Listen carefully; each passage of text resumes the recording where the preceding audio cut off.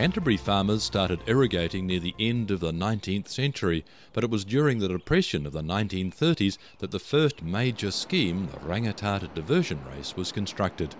The RDR supplies enough water to irrigate 66,000 hectares. To help farmers make the most of their water, a national organisation was formed in the late 1970s called Irrigation New Zealand. Originally, Irrigation New Zealand concentrated solely on technical innovation, but today it's an advocacy and leadership group as well. Canterbury is a focus with Irrigation New Zealand because there is approximately about 65 to 70% of the irrigated area in New Zealand is in Canterbury. So obviously this is the area where it's actually significantly used. Obviously covering from North Canterbury up in the Kelvedon Basin there, right down to sort of on the Waitaki River down there, sort of north Otago, South Canterbury.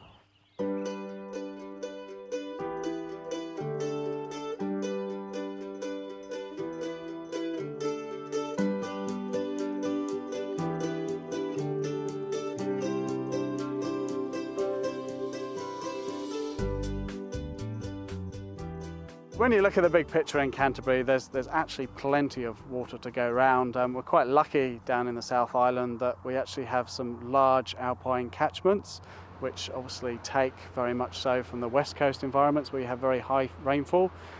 Climate change predictions over there are actually that you will get more rain over there. So we have these wonderful supply pipelines that can bring the water to these sort of more arid east coast environments. The challenge being really is how we can actually store and make use of some of this water, and then obviously how we use this water responsibly on the land over here. Some Canterbury farmers have constructed storage ponds, and it's likely many more will follow suit. At the moment, most of the irrigation schemes in Canterbury are based on run of river. So the security of supply is very much an unknown each season. You don't know whether you're going to have a good season where it's going to be there all year round, or whether you're going to get switched off in January or February or March. So there's lots of uncertainty around it. And that's where the beauty of storage comes in, because storage actually enables you to have a known volume in a storage, so you know you've got X amount of security to get you out through the season, which allows you to plan ahead and actually undertake your nutrient management and your irrigation management in accordance with what you've got, so you can actually make the best use of the resources. And we see quite a great difference between some of the older style border dike irrigation. Some of those can be using up to sort of 800, 900 millimetres of water a year per hectare, whereas some of these new silver centre pivots or lateral move irrigators that are very visible are actually the way forward, because they're actually very efficient with water use. They enable you to go to an as and when approach, because you can return to the same spot quite quickly and re-irrigate if the rain event that was forecast doesn't come.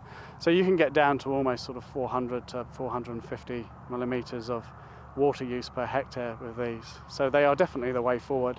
And if you combine these with storage, then we've actually got a pretty good outlook for dairy farming in Canterbury.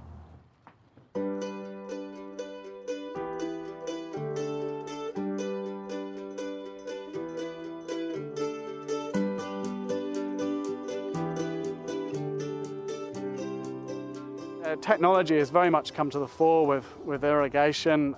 It's actually now becoming quite common. Now we've got water metering is a regulation, and everybody's required to put water meters on within the next couple of years. People are now looking at realising the opportunity that exists with actually connecting these up with soil moisture sensors. There's a lot of innovation out there as to how they can actually do things better. I mean, yes, it's based around how do we become more profitable, but it's also now based around how do we do this more sustainably, realising that profitability is about sustainability long term. What I'm finding with irrigators or dairy irrigators at the moment is they're sort of realising that they do have a social contract with a wider community to actually use their water in a responsible and ethical fashion, and we are beginning to very much see this going forward. I'm pretty confident that with much wider adoption of good management practice techniques like basic soil moisturing and getting into the basic scheduling practices, that we can more than achieve what's needed as regards the community's water quality expectations.